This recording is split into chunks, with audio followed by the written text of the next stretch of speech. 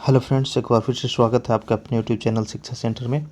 तो Lucent objective chemistry का chapter 8 यानी गैसों के समान गुण के प्रश्नों को इस वीडियो में हम डिस्कस करेंगे। इससे पहले का चैप्टर या फिर सब्जेक्ट्स नहीं देखे हैं तो उसका लिंक डिस्क्रिप्शन में दिया हुआ है, आप देख सकते हैं। ठीक है, तो चलिए शुरू करते हैं। सबसे पहला प्रश्न क्या है? निश्चित ताप पर किसी गैस के दिए हुए द्रव्यमान का दाब उसके आयतन के प्रति लोमानुपाती होता है। यह नियम किसका है? ध्यान से रट जाइए, यह नियम है, डायरेक्ट इसको पूछेगा। तो यहाँ पे सही आंसर होगा बॉयल्स का नियम। ठीक है, दूसरा देखिए, दिए हुए ताप पर यानी जो टेम्परेचर दिया हुआ है, गैस की एक निश्चित मात्रा के लिए दाब घनत्व का मान नियत रहता है, यानी प्रेशर और डेंसिटी दोनों कांस्टेंट रहेगा। यह निष्कर्ष ऐसा जो है किस नियम के अनुसार होता है? चार्ल्स का, पास्कल का, बॉयल का या एवोगाड्रो की अभिकल्पना? तो सही आंसर हो जाएगा ऑप्शन बी।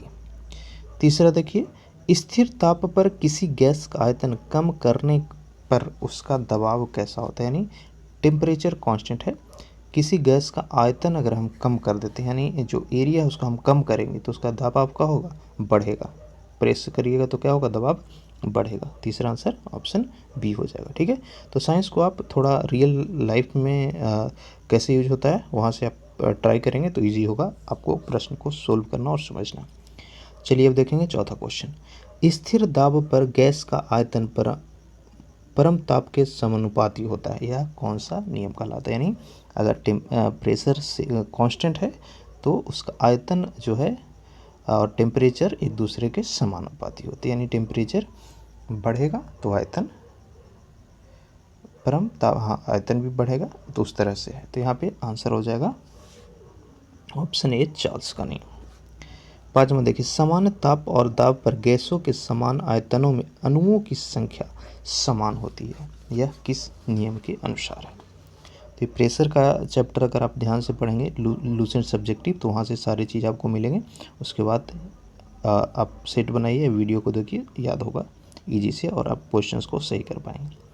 पांचवा का आंसर होता है वो हो जाएगा एवोगाड्रो की परिकल्पना। ठीक है, छठा देखिए, स्थिर ताप पर किसी गैस का दाब तिगुना कर देने पर उसका आयतन क्या होगा? टेम्परेचर सेम है, दबाव को 3 गुना कर दीजिए तो आयतन क्या हो जाएगा? कितना होगा उसका? तो सही आंसर हो जाएगा तिहाई। आयतन 1/3 अनुपात से घट जाएगा, जितना अनुपात से बढ़ाएंगे उतना उल्टा में वो घट जाएगा। नेक्स्ट देखिए, सातवां क्वेश्चन बहुत बार पूछता है, एनटीपी 22 ग्राम CO2 का आयतन। आंसर हो जाएगा 22.4 लीटर। गैसों के विसरण का नियम किसने प्रतिपादित किया था? गैस के विसरण का नियम, तो आंसर हो जाएगा ग्राम के द्वारा। एक गैस के विसरण की दर क्या होता है? तो गैस के विसरण का दर जो होता है वह अनुभार के वर्गमूल के व्युत्क्रमानुपाती होता है। 10वां देखिए, निश्चित ताप और दाब पर विभिन्न गैसों के विसरण की आपेक्षिक वेग उनके घनत्व के वर्गमूल के विपरीत अनुपात में होता है। यह नियम क्या कहलाता है? तो हो जाएगा ग्राम का नियम, ऑप्शन सी। नेक्स्ट देखते हैं क्वेश्चन नंबर 11। गैसों की विसरण दरों और उनके घनत्व में कौन सी सही संबंध है? तो यहाँ पे आंसर हो जाएगा आपका ऑप्शन बी। 12वां देखिए, वायु से हल्की गैस ऑक्सीजन, अमोनिया, क्लोरीन और प्रोपेन में वायु से हल्का कौन है? यानी सबसे ऊपर हो जाएगा वो, तो आंसर होगा ऑप्शन बी, अमोनिया। 13वां देखिए, वास्तविक गैस यानी रियल गैस किन परिस्थितियों में आदर्श गैस जैसा व्यवहार करती है? ध्यान से देखिए ऑप्शन को, यानी वास्तविक गैस आदर्श गैस कब बनेगा, कंडीशन पूछ रहा है। तो आंसर हो जाएगा न्यूनतम दाब, यानी दबाव प्रेशर जो है काफ़ी कम होगा और टेम्परेचर काफ़ी ज़्यादा होगा उस स्थिति में। 14वां है, किसी कमरे के एक कोने में इत्र की खुली शीशा रख देने से उसकी खुशबू कमरे में सभी भाग में फैल जाती है। ऐसा किस कारण से होता है? बाष्पन, बाष्पीकरण, विसरण या ऊर्ध्वापत? तो सही आंसर यहाँ पे हो जाएगा सी, विसरण।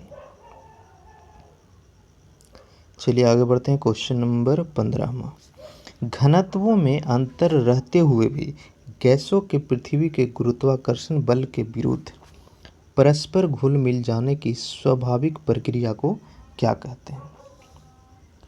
तो सही आंसर होगा गैसों का विसरण।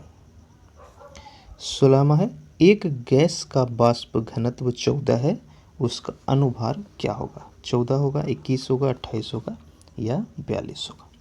बताइए, आसान सवाल है। आंसर हो जाएगा 2 गुना यानी 28 हो जाएगा। 17वां, किसी गैस का अनुभार उसके वाष्प घनत्व का कितना होता है? अनुभार जो है वाष्प घनत्व का हमेशा 2 गुना होता है। उसी फॉर्मूला पे 16 का क्वेश्चन था और ये आपका कंसेप्ट हो गया, याद रख लीजिए। चलिए आगे बढ़ते हैं क्वेश्चन नंबर 18वां की ओर। गैसों के विसरण नियम का उपयोग होता है समस्थानिक को अलग करने में, गैस के वाष्प घनत्व के निर्धारण में, मिश्रण को अलग करने में या इनमें से सभी? तो आंसर होगा ऑप्शन डी। 19वां है, CO2 के विसरण की गति हवा की अपेक्षा कम होती है क्योंकि यह हवा से क्या होता है? हल्का होता है, काफ़ी हल्का होता है, भारी या काफ़ी भारी होता है। तो आंसर भारी होता है। 20वां देखिए, गैसों के विसरण हेतु आवश्यक शर्त है कि उनके बीच रासायनिक प्रतिक्रिया कैसा हो? संभव, असंभव, धीमा या तेज? सही आंसर क्या होगा? संभव न हो। चलिए आगे देखते हैं 21वां क्वेश्चन। ऑक्सीजन और हाइड्रोजन के विसरण की दर का अनुपात पूछ रहा है। काफ़ी आसान सवाल है, 1:4 हो जाएगा। 22वां देखिए, ताप एवं दाब की समान अवस्थाओं में विभिन्न गैसों के समान आयतन में किसकी संख्या समान होती है? तो ये हो जाएगा ऑप्शन बी, अणु की। 23वां है, गैसीय समीकरण PV = nRT में R सूचित किया जाता है। गैस के परमाणु को, 1 ग्राम गैस को, 1 मोल गैस को या फिर 1 लीटर गैस को? काफ़ी ही इजी क्वेश्चन। यह सूचित करता है आपका 1 मोल गैस को। 24वां देखिए, निम्नलिखित में से कौन सा नियम गैस से संबंधित नहीं है? बॉल्स, लुसाक, फैराडे या फिर चार्ल्स? बोल रहा है गैस से संबंधित नहीं है, तो हो जाएगा फैराडे का नियम। फैराडे का नियम किससे संबंधित है? कमेंट करके बताइए आप। फैराडे का नियम किससे संबंधित है? कमेंट कीजिए। चलिए देखते हैं 25वां क्वेश्चन। किसी गैस के दाबने यानी संपीड़न करने पर, तो गैस को जब हम दबाएंगे तो उसका टेम्परेचर क्या होगा? बढ़ेगा। टेम्परेचर बढ़ेगा और दबाव भी बढ़ेगा, तो ऑप्शन सी होगा। आदर्श गैस की ऊर्जा किस पर निर्भर करती है? 26वां क्वेश्चन, ध्यान से देखिए ऑप्शन को। आदर्श गैस की ऊर्जा, तो उसका एनर्जी आपको डिपेंड करेगा मोल की संख्या पर। सभी गैसें शून्य आयतन प्राप्त करते हैं जब उसका टेम्परेचर कितना हो? यानी आयतन 0 हो जाएगा जब टेम्परेचर कितना हो जाएगा? आंसर हो जाएगा -273 डिग्री सेल्सियस। परम ताप का मान कितना होता है? Answer option B. चलिए देखते हैं लास्ट क्वेश्चन इस चैप्टर का। परम शून्य टेम्परेचर, एब्सोल्यूट जीरो टेम्परेचर क्या है?